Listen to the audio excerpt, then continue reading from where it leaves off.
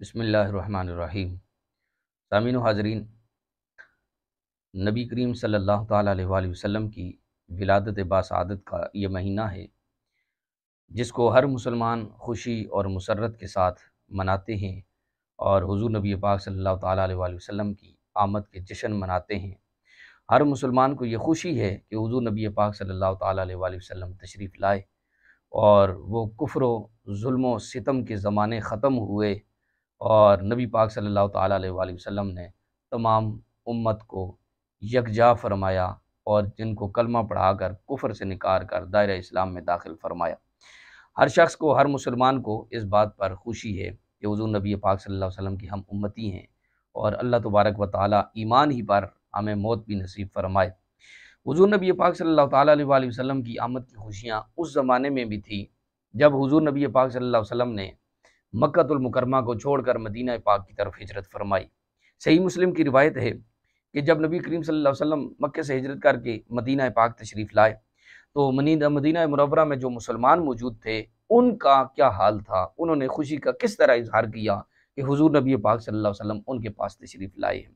تو حدیث پاک میں آتا ہے کہ فصعد الرجال والنساء فوق البیوت، مرد اور عورتیں چھتوں پر چڑھ گئے، اور اس کے علاوہ جو وتفرق الغلمان والخدم، جو بچے تھے، غلام تھے، وہ فطروں کے راستوں میں پھیل گئے اور راستوں میں پھیل کر ینادون یا محمد یا رسول اللہ، سارے یہ نعرے مار رہے تھے یا محمد یا رسول اللہ صلی اللہ علیہ وسلم۔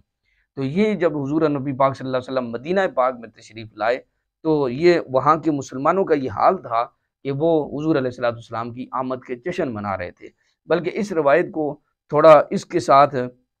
تفصیل کے ساتھ شیخ محقق شاہ عبد الحق محدث دہلوی رحمۃ اللہ تعالیٰ علیہ نے مدارج النبوہ میں بھی نقل کیا ہے۔ وہ فرماتے ہیں کہ جب انصار نے رسول اللہ صلی اللہ علیہ وسلم کی ہجرت کی خبر سنی کہ حضور علیہ السلام مکے کو چھوڑ کر مدینہ پاک تشریف لا رہے ہیں تو روزانہ وہ مدینہ کی چوٹیوں پر تشریف لے آتے اور آفتاب جمال محمدی صلی اللہ تعالیٰ علیہ وآلہ وسلم کے طلوع ہونے کے منتظر رہتے کہ کب نبی پاک صلی اللہ علیہ وسلم مدینہ پاک تشریف لائیں گے اور ہم اس جمال محمدی کا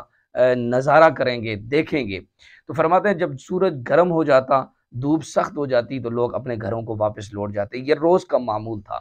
اچانک ایک دن ایسا ہوا کہ ایک یہودی ایک مقام پر کھڑا تھا تو اس کی نگاہ اس قافلے پر پڑی جو نبی پاک صلی اللہ علیہ وسلم کا قافلہ مکہ سے مدینہ پاک کی طرف آ رہا تھا۔ اس یہودی نے مسلمانوں کو آواز دی کہ وہ مسلمانوں، تمہارے مقصد اور تمہارے مقصود تشریف لے آئے ہیں۔ تو مسلمان دوڑ کر آئے، اپنے ہتھیاروں سے لیس ہو کر سرور دو عالم صلی اللہ علیہ وسلم کی استقبال کے لیے وہ مسلمان نکل پڑے اور انہوں نے مقام حرہ پر ملاقات کی اور مرحبا اہلا و سہلا حضور نبی پاک صلی اللہ تعالیٰ علیہ وآلہ وسلم کو کہا،